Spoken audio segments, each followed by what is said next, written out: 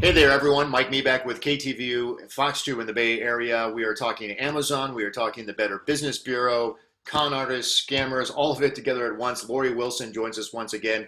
Lori is the president and CEO of the Better Business Bureau of the San Francisco Bay Area and Greater Northern California region here. All right, Lori, what in the world is going on here? Tell me how this scam works.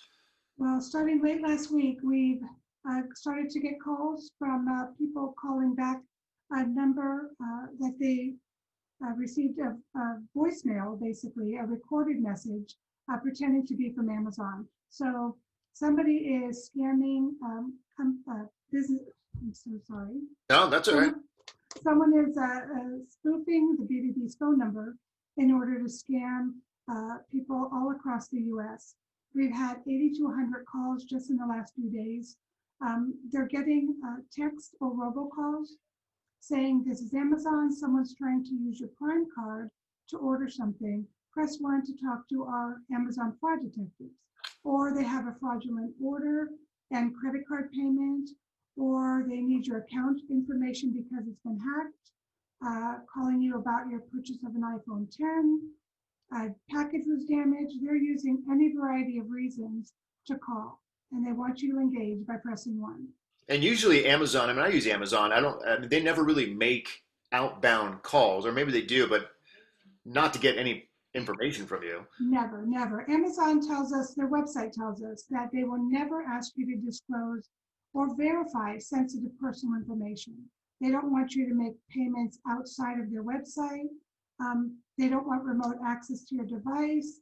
So they're not going to be calling and asking for your bank account or your mother's maiden name or your password.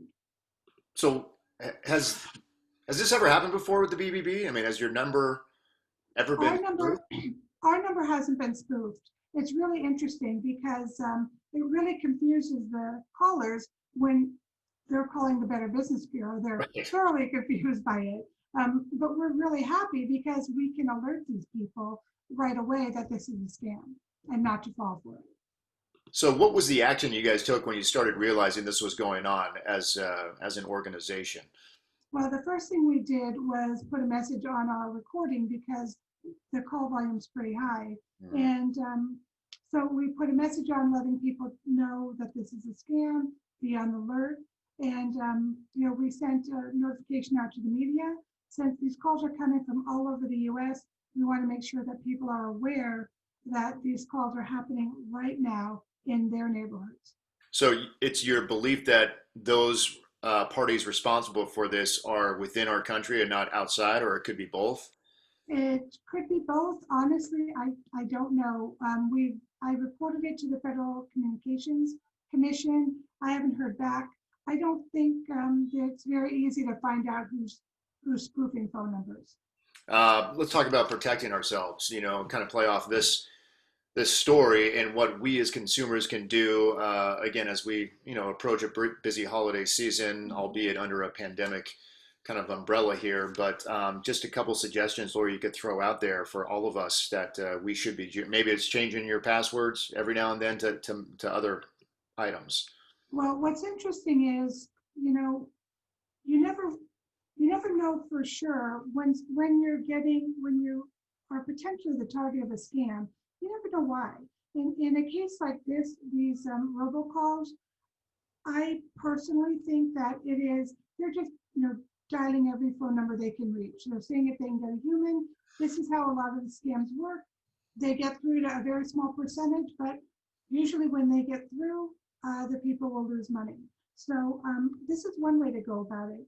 But if you have been scammed, if you have fallen for this, if you have pressed 1 and given somebody your information, then you really want to be on the lookout. You want to be checking your banks.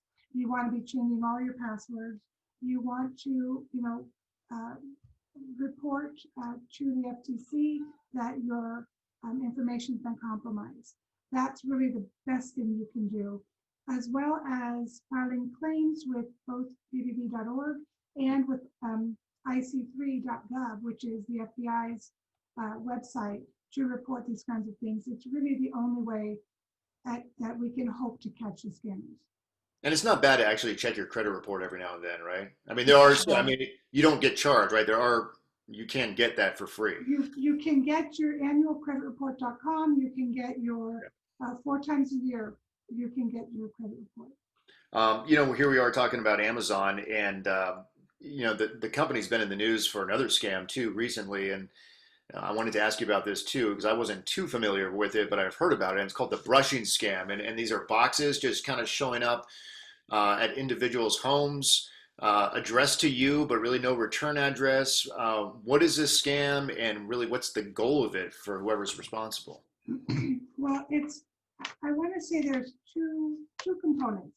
One of them is some businesses are using this brushing scam. They're sending you a package of whatever it is they sell. They're not charging you for it. You open it, you're confused, and then they, excuse me, then they post a review from you on their website. So it's not technically a phony review because you got the product, or they're looking at it as it's not phony because they can prove that they sent it to you.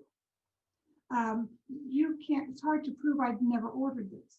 So some businesses do this in order to just boost their SEO and boost their business.